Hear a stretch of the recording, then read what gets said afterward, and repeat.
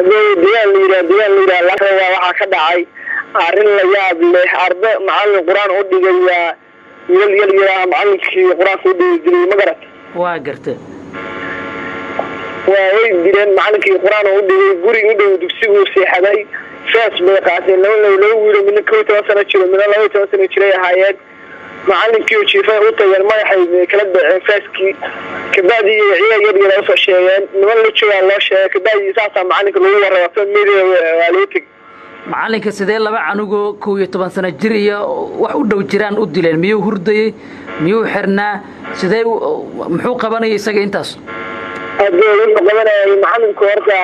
wuxuu ahaa nin 3 sano deegaanka sax ku dhigay ahaa aniga macallinkii ahaa ninka la waa gartay macallinku yaalka dhowr jaray ka caawiyeen dugsiga dhowr jeer hadda u dhimay deegaanka marka maantay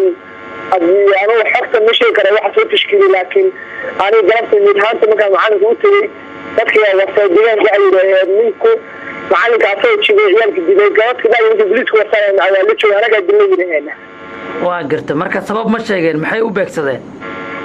sababta waxay yiraahdeen dugsigan ku soo celceliyay waa dhifsanay kadibna gaar ku gaarnaa macallinka dhaafsiga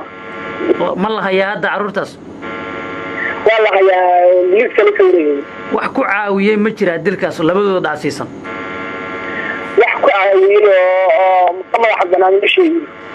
macallinka imisa jir way ma nin weyn baa oo daa macallinku aan 2010 ani 2006 dugsiga ka dambeeyay macallinka waa fadlan iyo ku dhawaad ay 25 sano deegaanka wax ku dhigayay macallinka 40 sano jiruha waa gartay marka ma ayaga soo yiri macallinkii baan dilnay mise ilka laga helo xogta ma ayaga soo yiri macallinkii way dilay ardayda jiifay u tageen mid baa u sheegay macallinkii soo dilay oo sheegay kabacdi ardayda waxay yiraahdeen way iskiciyeen way tukadeen macallinkii ahayd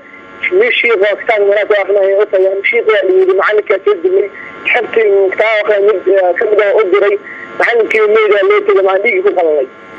marka carruurtan hadda dugsiga ma dhiganayeen mise waa ka baxeen dugsiga dhiganayeen joogo maanta waa ficli carreehay maanta dugsiga ka soo celiyay miya dugsiga ka carreeyeen waa lagu soo celiyay dugsiga ka dhacay lagu soo celiyay waaya marka labadoodu ma hal faas bay wateen mise dhowr xabay wateen hal faas booliiska waxay ku sheegeen labada wiil marka 12 sano jiraanaha jiray waxaana ku dilay halkaas markii hore isha ku dhintay meesha isha arkiya ku dhintay ma ku soo fiirina saka oo dhintay waa gartay Allah wax sheegna Allah naxariisto guriga kaliismi oo deganaa mise waa la joogay macallinku waxa guriga kaligiisa deganaa guriga guriga u dhawaa cid dignin laakiin asoo dugsiga guriga u dhawaa waxa jira kitaab maalinta gaar waalidiintii dhalay labadan wiil ee dilka geystay ka waran ma joogaan maxay hadal hayaan ama sheegayaan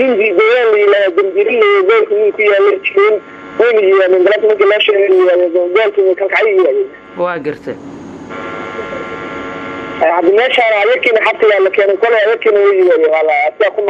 iga waran waa sidee deegaanka maxaa hadda ka jira dadku maxay leeyihiin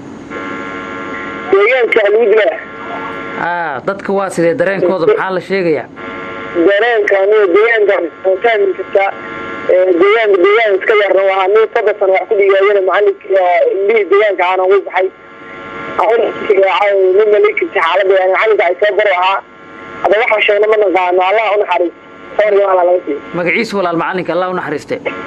ma Cabdisalaam Maxamed Maxamed